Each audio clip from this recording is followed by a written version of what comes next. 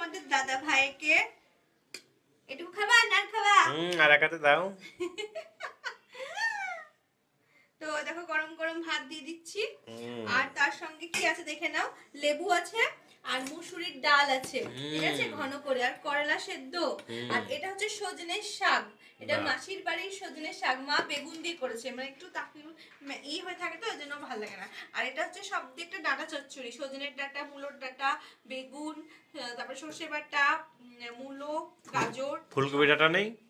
না, ফুলকপি ডাঁটা নেই। আচ্ছা। আর এইটা দেখো, এটা হচ্ছে স্পেশাল রান্না, সেটা হচ্ছে বোয়াল মাছকে আমি ভেঙে মানে মাংসগুলো ছাড়িয়ে নিয়ে তার মধ্যে বেসন, তারপর পেঁয়াজ কুচি, লঙ্কা কুচি, ধনেপাতা দেওয়া হয়নি, আর কি আছে না, যাই হোক এইসব দিয়ে রসুন কুচি, ও তো জানেই না, রসুন কুচি সব দিয়ে মেখে একটা কাবাবের মতো করে ভেজেছি, কিন্তু ছাকা তেলে ভেজে দেখো কত দারুণ হয়েছে দেখতে।